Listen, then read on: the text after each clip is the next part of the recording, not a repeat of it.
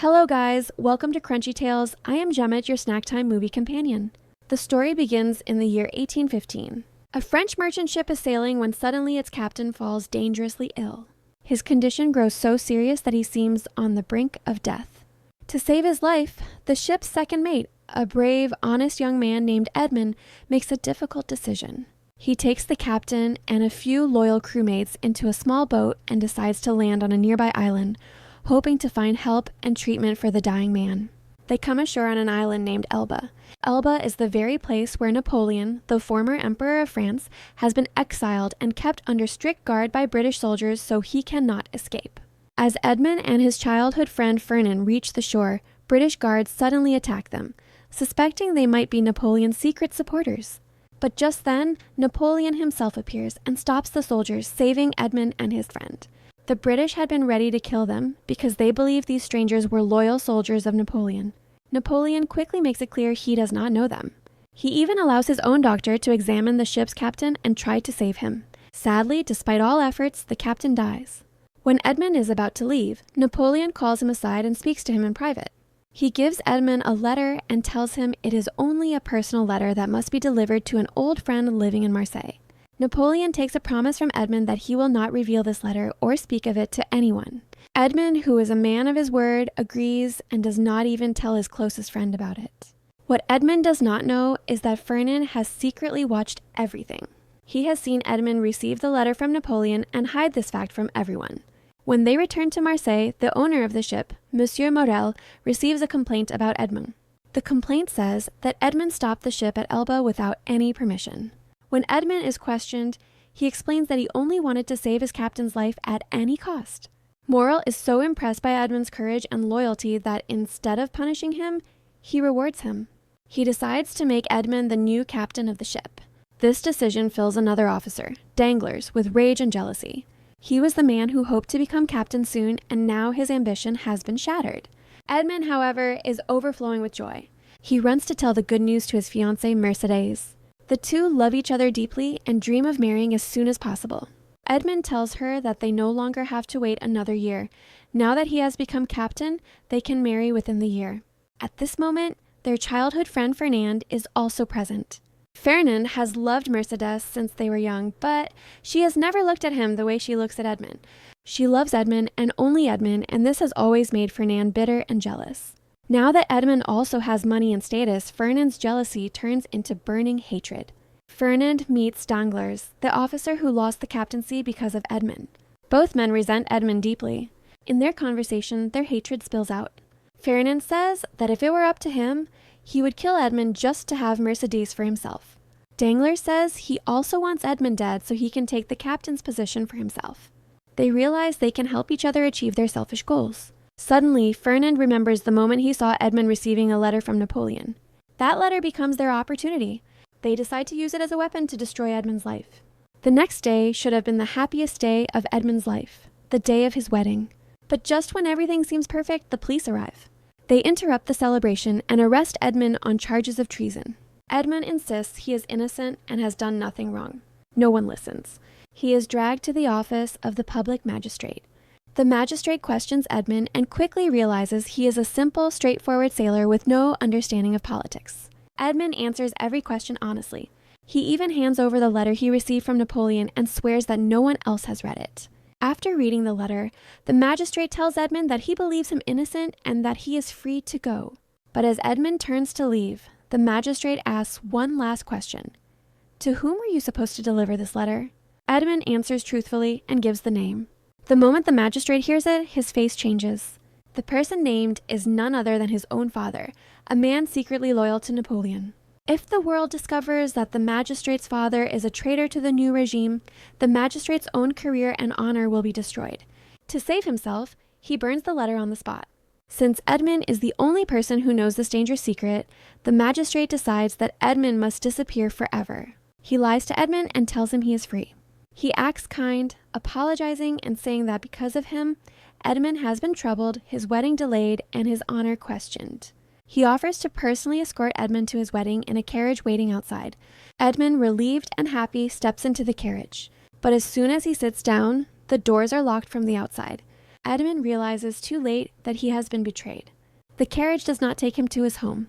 Instead, it goes to a port where Edmund is put on a ship and sent to a horrific island prison, a fortress in the middle of the sea from which no one has ever returned.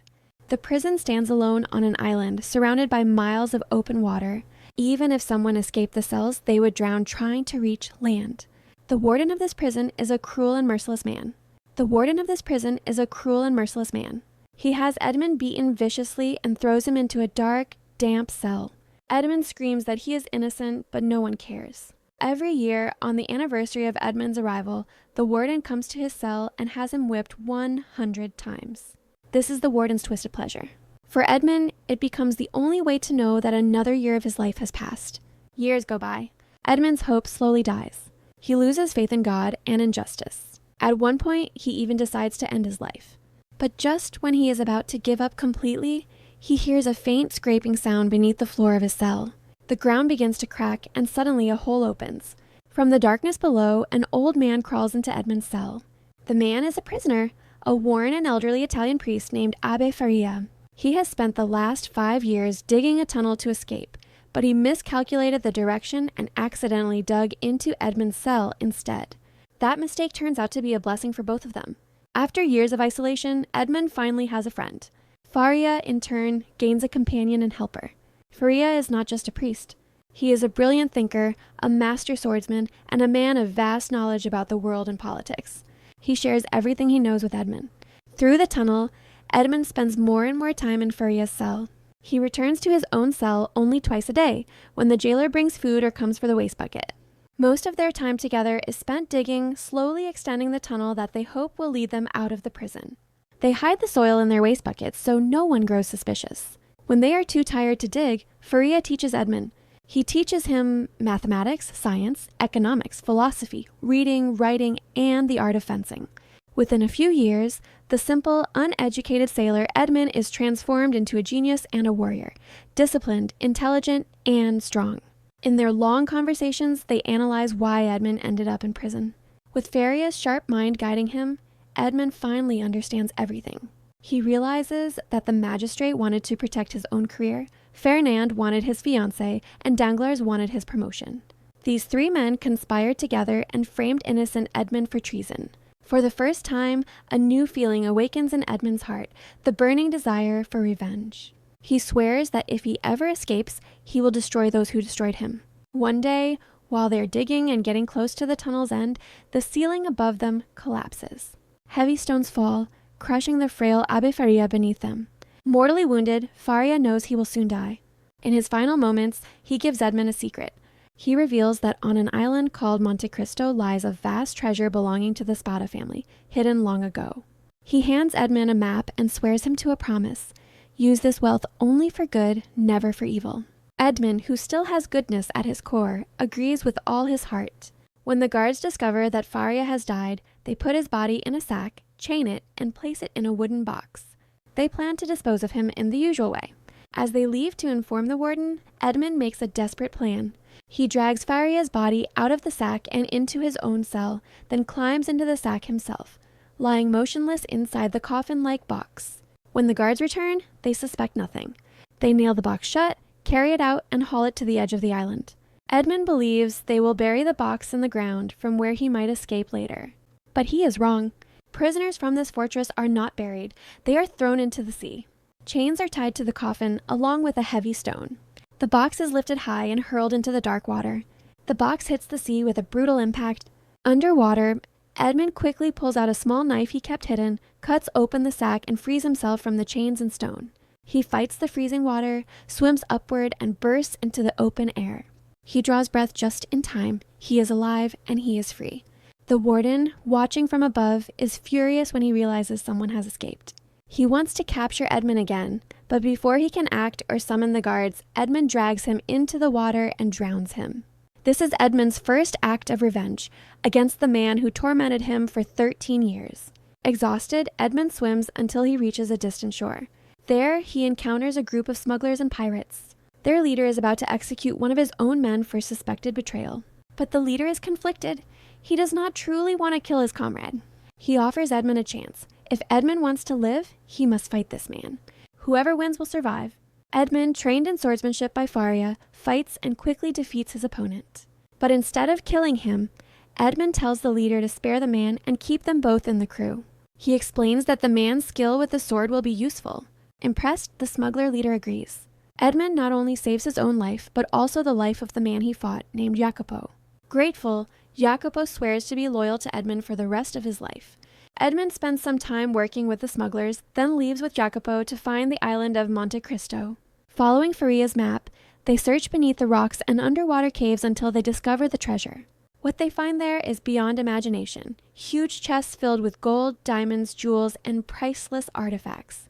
There are even large golden coffins packed with riches. He learns that after news of his supposed execution, his father, broken by grief and poverty, took his own life. Mercedes, believing Edmund dead and pregnant with his child, married Fernand, Edmund's former friend, to protect her unborn baby from shame. The magistrate who condemned Edmund received a promotion and moved to Paris as a powerful prosecutor. Danglars became a wealthy banker. Fernand became a rich and respected man. Everyone has moved on with their lives. Edmund alone has lost everything. Carefully, Edmund designs his return. Using his wealth, he reinvents himself completely. He adopts a new identity, the Count of Monte Cristo. He buys one of the grandest mansions in Paris, acquires the finest carriages, and throws lavish parties to impress the elite and gain their trust. Physically, intellectually, and socially, he is so transformed that none of his old acquaintances recognize him. With his knowledge of politics and the world, he shines even in serious political gatherings, though he secretly cares nothing for politics. His plan is simple and cold: destroy the three men who ruined his life, Fernand, the magistrate, and Danglars. He begins with Danglars, the former assistant who became a greedy banker. The Count feeds him false information and traps him in risky financial deals, causing enormous losses. Slowly, Danglars is ruined and pushed toward bankruptcy. Next, the Count targets the magistrate, who is now the powerful chief prosecutor, Villefort. He befriends him, visits his home often, and gains his confidence. Through carefully chosen words, he tricks Villefort into confessing his old crimes: how he sent an innocent man to prison to protect his father, and how, to hide his father's treason, he went so far as to arrange his death. Shocked by his own confession and confused as to how the Count knows so much, Villefort tries to threaten him, saying that even if the Count knows the truth, he will never be able to prove anything or bring him and Fernand down. The Count calmly replies that Fernand's fate is uncertain, but Villefort's is sealed. He has arranged everything. The police, already listening from outside, hear the entire confession. They enter, arrest Villefort, and drag him away to face the same kind of ruin he once inflicted on Edmund. Now it is Fernand's turn. Fernand, now a rich nobleman, is married to Mercedes and has a son named Albert. The Count arranges for Albert to be kidnapped and then personally appears as the hero who rescues him. This act earns him the gratitude of Albert and brings him into Fernand's household as an honored guest. At Albert's birthday celebration, the Count is one of the central figures. He gives a speech, and no one suspects that he might be Edmond Dantes. But Mercedes watches him closely. She notices the familiar way he runs his fingers through his hair, a small gesture she remembers from long ago. Her heart jolts. She realizes that the Count of Monte Cristo is none other than Edmund. She tries to speak with him alone, but Edmund, still wounded by years of pain, treats her coldly. He denies being Edmund and speaks in a way that hurts her, pushing her away and fueling her anger and confusion. Then he strikes at Fernand's wealth. He uses part of his treasure to set up a fake opportunity and ensures Fernand hears about it. Fernand, still as greedy as ever, rushes to seize this fortune, only to walk straight into a trap. Accused of theft and treachery, Fernand finds himself publicly disgraced. Using Villefort's testimony, the Count also ties Fernand to past crimes, including the murder of Villefort's father. Under the weight of these charges, Fernand is sentenced to death. Fernand, terrified, abandons his own family and flees to another city in desperation. During this time, Mercedes confronts Edmund again. She looks him in the eyes and tells him plainly that she knows who he is. He is Edmond Dantes. She explains why she married Fernand. When news of Edmund's execution reached her, she was carrying Edmund's child. Society would have mocked and shamed her unborn baby if he had no father's name.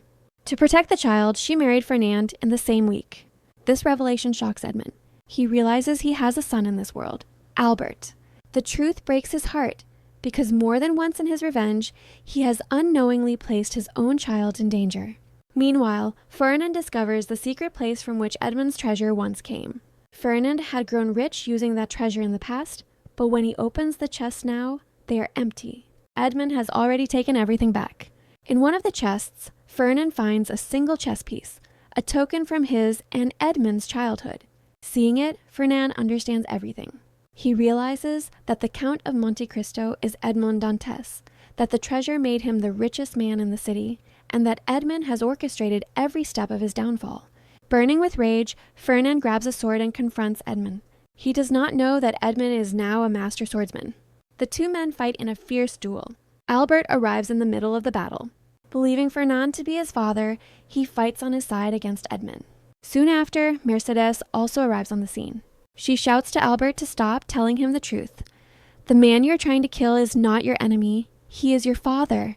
Ferdinand is not your real father. Edmond Dantes is. These words shatter Albert and Ferdinand alike. In that moment, Ferdinand realizes that he has lost everything, not just wealth and honor, but even the son he thought was his. The fortune he once stole from Edmund has returned to Edmund's hands. The love he once stole, he has now lost. His wife has turned away from him, and his son's true bloodline lies with Edmund. Driven by despair and hatred, Ferdinand draws a gun, determined to kill Edmund. At the last moment, Mercedes steps between them and the bullet hits her shoulder. Ferdinand's gun holds only one bullet. He has no second chance. Seeing Mercedes wounded, Edmund's anger explodes. He draws his sword, and in a swift strike, ends Ferdinand's story once and for all. In the aftermath, it is revealed that Mercedes survives her wound. Edmund has finally defeated all his enemies and reclaimed his life. He remembers Faria's words, that those who keep faith in goodness and in God eventually receive justice. Edmund realizes that justice has indeed reached him at last. With his enormous fortune, he decides to honor his promise to Faria. He chooses to use his wealth not for cruelty or revenge anymore, but for helping others and doing good. Now he has his family, his wealth, and his own work and purpose. The story ends with Edmund, Mercedes, and Albert finally free from the shadows of the past, a family reunited with justice served and a new life before them.